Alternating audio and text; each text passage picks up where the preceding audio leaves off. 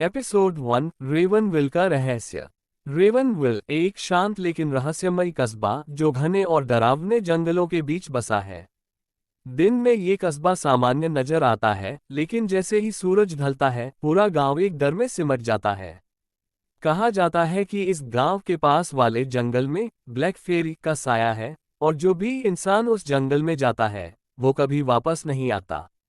लेकिन शहर से आए एक बड़े बिजनेसमैन आर्यन को इन सब बातों पर यकीन नहीं था।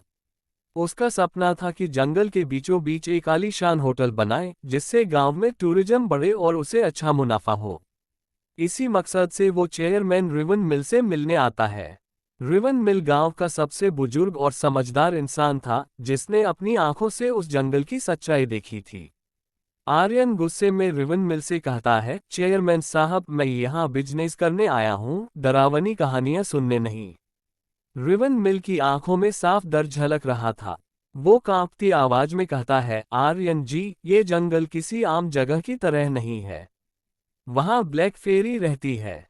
वो एक भयानक आत्मा है जो हर इंसान की जान ले लेती है। लेकिन आर्यन इन सब बातों को मजाक समझता है और कहता है, मुझे इन लोककथाओं से कोई फर्क नहीं पड़ता। मैं आज रात ही जंगल देखने जा रहा हूँ।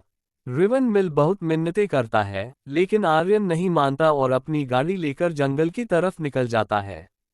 जैसे जैसे आर्यन जंगल की ओर बढ़ता है, रास्ते सुनसान और अंधेरे होते जाते हैं। मोबाइल की नेटवर्क गायब हो जाती है और चारों तरफ एक अजीब सी सिहरन फैल जाती है। रास्ते में अचानक एक उल्लू की भयानक आवाज सुनाई देती है, लेकिन आर्यन खुद को संभालते हुए आगे बढ़ता है।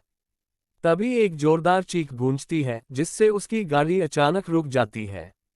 आर्यन घबराकर बाहर निकलता है और देखता है कि गाड़ी के टायर अपने आप पंचर हो गए हैं। वो अपने बैग से टॉर्च निकालता है और इधर उधर देखने लगता है। पूरा जंगल काले साए में डूबा हुआ था। तभी उसे पेड़ों के पीछे कुछ हलचल महसूस होती है। वो डरते हुए आवाज लगाता है, कौन है वहां?